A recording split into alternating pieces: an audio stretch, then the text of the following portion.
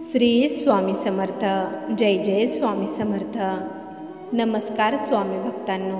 आज स्वामींनी तुमच्यासाठी संदेश पाठवलेला आहे. स्वामी संदेशांमुळे स्वामींमधील आणि आपल्यामधील अंतर हे कमी होण्यास मदत होत असते. चला तर मग पाहूया स्वामींनी तुमच्यासाठी कोणता संदेश पाठवलेला आहे. स्वामी भक्तांनो, व्हिडिओमध्ये 2 फुले दिलेली आहेत.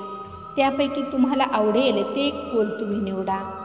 जे फूल तुम्हाला जास्त स्वतःकडे खेचत असेल तर त्या फुलातील संदेश हा तुमच्यासाठी स्वामींनी पाठवलेला आहे हे लक्षात घ्या. जर का तुम्हाला दोन्ही फुलं आवडत असतील तर हा पूर्ण संदेश तुमच्यासाठीच आहे. संदेश सांगण्याआधी मी तुम्हा सर्वांचे स्वामी बोल या आपल्या चॅनलमध्ये मनापासून स्वागत करते. तर स्वामी भक्तांनो, आता पाहूया स्वामींचा आज तुमच्यासाठी काय संदेश आहे ते. ज्यांनी हे फूल निवडलेले आहे त्यांच्यासाठी स्वामींचा संदेश काय आहे ते पाहूया.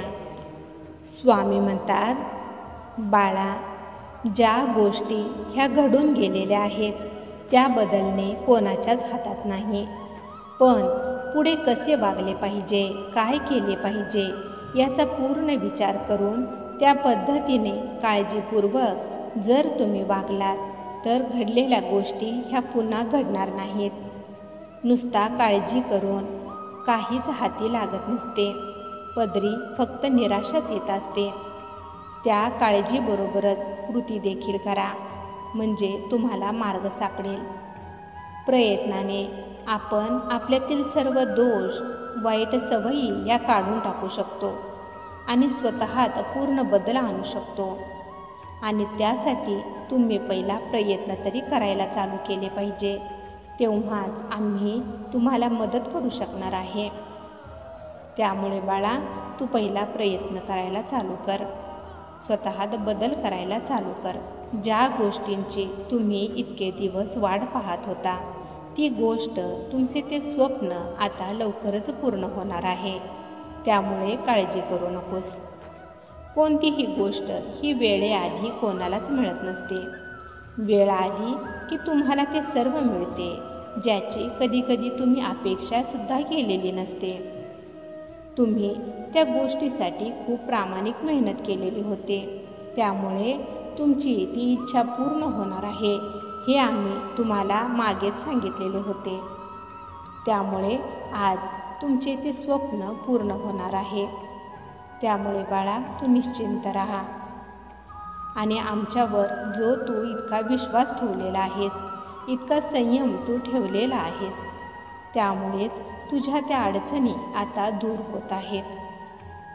बाळा, जरी कधी तुला हरल्यासारखे वाटले किंवा अडचणीत असल्यासारखे तुला जर वाटले तर तू फक्त मनापासून आम्हाला हाक मार. आम्ही नक्कीच त्यातून तुला बाहेर काढू. बाळा, तुम्ही तुमची आणि तुमच्या परिवाराची जी एवढी काळजी करत असता ती काळजी तुम्ही करू नका. कारण ज्या घरात एक जरी आमचा भक्त असेल तर त्याच्या पूर्ण परिवाराची जबाबदारी ही आमची असते. त्यामुळे तुझ्या मुलांचीही तू काळजी करू नकोस. त्यांची जी काही समस्या आहे ती नक्कीच दूर होईल. त्यामुळे तू निश्चिंत राहा. आणि बाळा, तुझ्या या आईवर विश्वास आहे ना, मग काळजी करू नकोस. सगळे तुमच्यासोबत चांगलेच होणार आहे. कारण तू आमचं लाडकं बाळ आहेस. त्यामुळे तुझ्यावर आम्ही कोणतेच संकट येऊ देणार नाही. तू निश्चिंत राहा. बाळा, तुझेही तुझ्या या आईवर जर खरंच मनापासून प्रेम असेल तर स्वामी माऊली लिहायला विसरू नकोस. तुझे कल्याण होईल. ज्यांनी हे फूल निवडलेले आहे त्यांच्यासाठी स्वामींचा संदेश काय आहे ते पाहूया. स्वामी म्हणतात, बाळा, भविष्याची काळजी करण्यात वेळ वाया घालवू नकोस. वर्तमानात राहा. वर्तमानाचा विचार कर. वर्तमानात सुखात आनंदाने जीवन जग. तुमच्या आयुष्यातील एक एक क्षण हा कमी होत चाललेला आहे.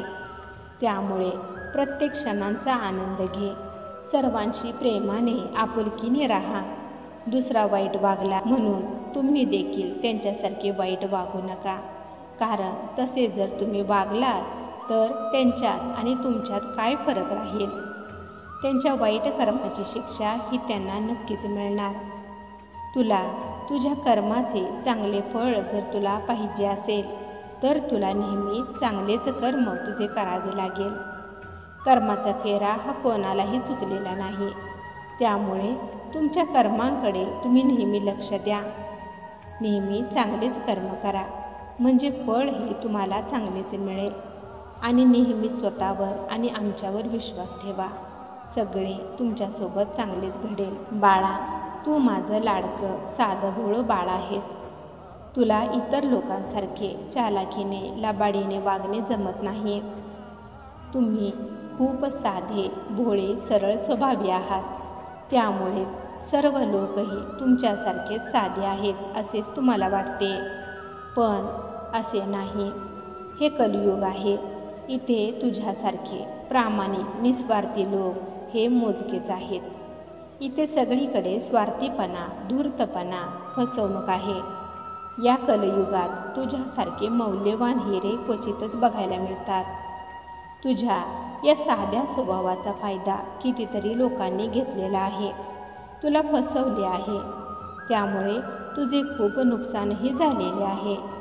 पण एक गोष्ट लक्षात ठेवा, ज्या लोकांनी तुम्हाला फसवलेले आहे त्या लोकांचा आता सध्याला जरी थोडा फायदा झालेला असला, पण तुम्हाला त्यांनी फसवल्यामुळे त्यांना जे चांगले मिळायचे होते ते त्यांच्यापासून खूप लांब गेलेले आहे.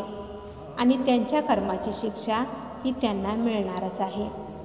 आणि तुला जे तुझे नुकसान झालेले आहे त्याची परतफेड म्हणून तुला या निसर्गाकडून दुपटीने तुझ्या नुकसानाची भरपाई मिळणार. सध्याच्या घडीला तुला दुखावणारी व्यक्ती, फसवणारी व्यक्ती आनंदात असेल की मी हिला फसवले म्हणून, पण ती व्यक्ती एक गोष्ट विसरली की त्याने काय गमावले आहे. तुझ्यासारखा मौल्यवान हिरा त्याने गमावला आहे. तुम्ही खूप भाग्यवान आहात, कारण तुम्ही आमच्या सेवेत आलेला आहात. आमच्या सेवेत तेच रुजू होतात ज्यांना आम्ही बोलावतो. तुम्ही आमच्या सेवेत येत नसता तर आम्ही तुम्हाला निवडतो आमच्या सेवेत येण्यासाठी. आणि ज्यांचे अंतःकरण शुद्ध आणि निर्मळ असते, आमचा एक एक भक्त हा मौल्यवान हिऱ्यासारखा असतो. त्यामुळे बाळा, तुझे स्थान आमच्या हृदयात आहे. त्यामुळे तू कोणतीच काळजी करू नकोस. आमचा आशीर्वाद नेहमी तुझ्यावर आहे. बाळा, तुझा आमच्यावर जर खरंच विश्वास असेल तर श्री स्वामी समर्थ लिहायला विसरू नकोस. तुझे कल्याण होईल. स्वामी भक्तांनो, तुम्हाला जर आजचा हा संदेश आवडला असेल तर या संदेशाला लाईक आणि कमेंट करायला विसरू नका. आणि त्याचबरोबर हा संदेश शेअर करायला देखील विसरू नका. कारण तुमच्या एका शेअरमुळे कोणाच्या तरी आयुष्यात थोडी जरी आनंदाची उमेद निर्माण झाली तर याच्या आशीर्वादाचे फळ तुम्हाला नक्कीच मिळेल. त्यामुळे असेच स्वामींचे संदेश दररोज ऐकण्यासाठी स्वामी बोल या चॅनेलला सबस्क्राईब करायला विसरू नका. आणि त्याचबरोबर बेल आयकॉन देखील प्रेस करा.